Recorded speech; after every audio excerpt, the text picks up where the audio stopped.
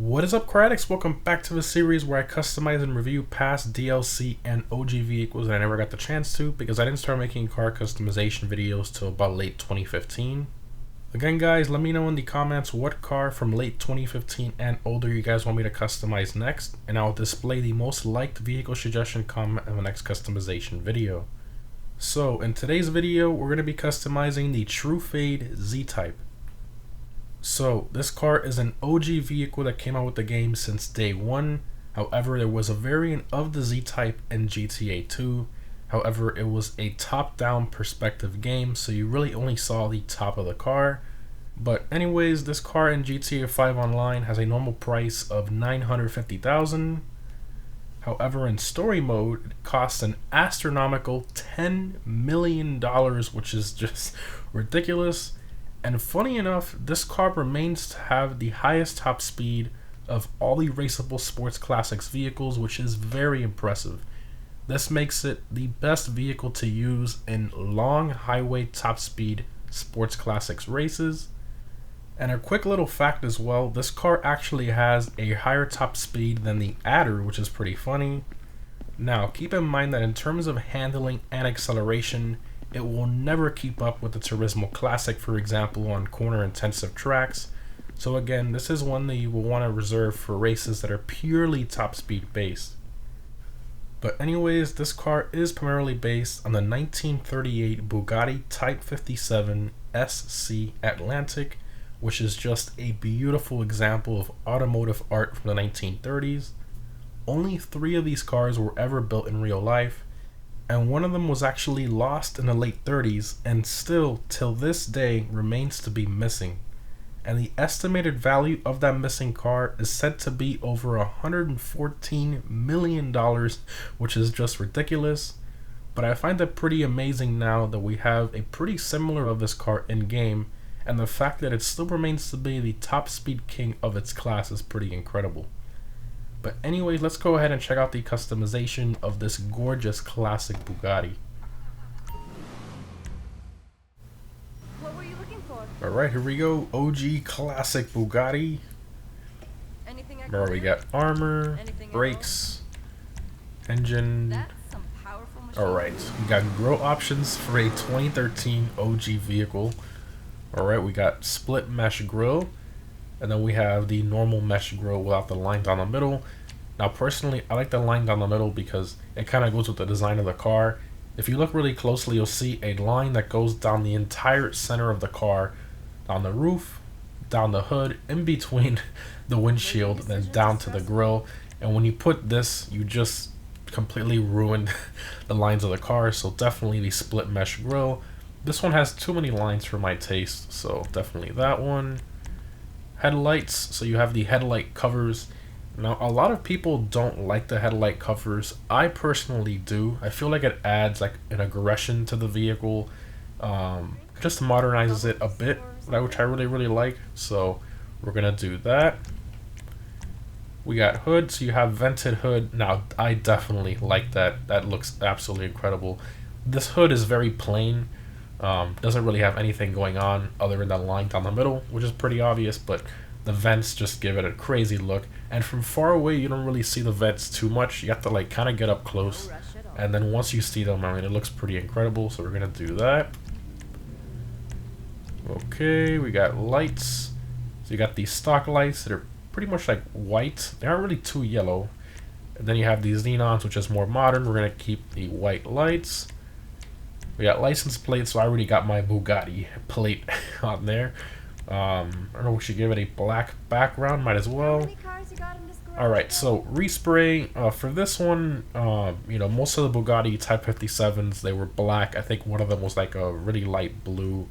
Well, I mean, they only made 3, but one of them was black for sure, another one was blue. I don't know the color of the other one, I'd have to do a little more research on that, but I definitely want to go for the black theme, especially since we have the crew black. So let me put on a black here so you guys can see the difference. This is the normal black in game, and then if we go to my crew color, you can see it's a darker black if I go back and forth. And this black just looks absolutely incredible on this car. It's like a pure, really dark, glossy black.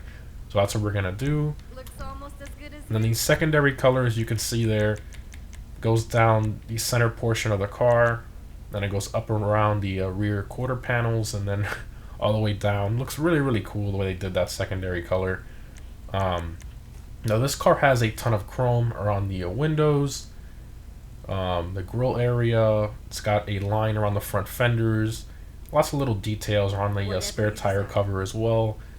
So I definitely want to keep that chrome theme. So we're going to go to secondary, we're going to do chrome, and look at that. I mean, that really pure black and that chrome, they just look so, so well together. It just really, really pops. So that's what we're going to do. You've got an eye for this stuff. Now Criblum goes right there on the side of the door. And side skirts, that's a nice little touch there. So it kind of finishes off this area here, because you have a pretty empty space there. Adding that there, that looks pretty good, so we're going to do that too. Transmission, turbo, wheels. Let me see here. So wheels, this is definitely an interesting one. The stock wheels of this car are very small. I mean, they're really, really tiny with a big fat tire on there, so I definitely want to clean that up a little bit. Now I was thinking of doing I think it's the wired. Yeah, these right here. They're very similar to the stocks, but just bigger. And I think it kind of goes with the look of the car.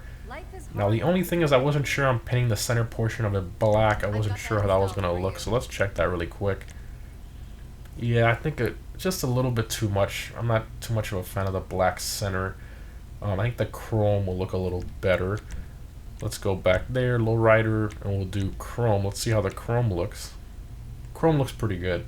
That center gray looks a little strange. Alright, let's do the chrome wired. Okay, windows. I mean, since we already have a primary black, might as well put limo tints, kind of black it out, make it look more stealthy. Yeah, let's do that, might as well. And that's all the options there. I mean, not bad for a 2013 OG vehicle. Let's go ahead and take it out for a drive, exit to ground. That thing is just gorgeous. 1930s. Wow. Cars back then were just pure art, well, the expensive ones at least. Alright, let's rev it up a bit. And this car takes a while to rev up. If you floor it here, you can see it. It takes, now it's maxed out RPM. It takes a while to rev up, which is pretty cool. Alright, let's floor it. Quite a bit of wheel spin. And it has a really aggressive sound that they gave it. Now this car in real life had an inline 8 with a supercharger. Quite a radical, strange engine for sure. And supercharger back in the 30s, I mean, that was pretty cool. Now they have 4 turbos and 16 cylinders. I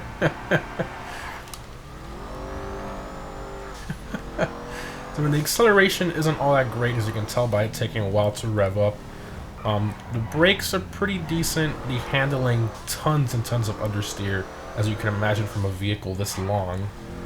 It handles kind of like a sedan in a way. It's a very strange driving experience, but at the same time, it's pretty stable for what it is. Alright, let's do a little bit of a launch here. Now I'm going to try to double clutch mid-drive speed boost it, whatever you want to call it. Alright, let off the throttle a little bit.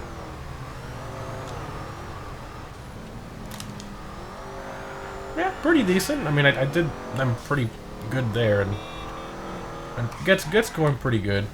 This thing, you know, takes a bit to get up to top speed, but I mean, with a few bumps and stuff, you can get there pretty easily. But in terms of acceleration and handling, that's why it loses out to Turismo Classic, Cheetah Classic, Red City Mark II, etc. on tracks that are very corner intensive. Now, pure like top speeds, heavy tracks, this and the Viceris are very, very close. Alright, let's pop the doors here. Vehicle doors. See, let's do all. Nice, everything opens. Jeez. What did they put in this? 1, 2, 3, 4, 5, 6. They put a V12? Okay, I guess. A V12. The real one has an inline 8, as I said earlier, with a supercharger, but I guess that's something different. The interior there, door panels. The interior on this car is actually pretty cool. I mean, for being such an older vehicle, they actually designed it, I mean, pretty nice and kind of like of that 30s era with the wood paneling and stuff. I think they did a really good job. And the door panel, I mean, that looks pretty good as well. And they kind of went with like the strange shape of the door. And you even have some wood paneling back there behind the seats. And they did a pretty decent job. Back here, this is very cool. I actually didn't know this. This part back here opens, and then you have a spare tire back here. That is so cool. Now, obviously, it's the like the stock wheel, but we have the bigger ones on there. But I mean, spare tires typically are a little different compared to the ones you have on the car. So I mean, it kind of matches pretty decently. And the hood, the way it opens, just straight up. Very, very cool. Not too bad. Alright, let's close this up here. I mean, I really hope they put this on the casino podium eventually. I think this will be a great podium vehicle, especially like for what it costs and everything and what it is. I think it would be a great car for them to put on the podium eventually. We'll see if they do it. Overall, is it worth $950,000 online? I mean, if you can get a discount on it, I'd say yes. You know, I'd say a good deal on this car, about $600,000, I think, is a pretty good deal. I mean, the Turismo Classic, I think it cost about $700, and that car, I mean, it could do it all, pretty much. You know, that's pretty much like the only car you need for sports classics races, for most of them, that is. This thing, you know, it's only got one purpose, you know, in terms of performance, and that is pure straight line top speed. Think of it as a drag car, pretty much, but top speed only, not so much acceleration. You know, long highway races and such. But I mean, at least it still competes in that, you know. There still is no other car that has dethroned this in terms of raceable sports classics vehicles. Now, there are vehicles in the sports classics class that cannot be used in races, like the Toreador and stuff like that, that do have a higher top speed than this. But in terms of raceable sports classics vehicles, this is still the king, which is quite surprising. Really hope we get a GT40 in the future. If that dethrones this, I think that would be pretty cool. But yeah, overall, great car. Let me know what you guys think in the comments, and obviously, let me know what vehicle you want me to customize next, and I will make sure to display the most liked vehicle suggestion comment in the next customization video. Thanks for watching, guys, and I'll see you in the next one.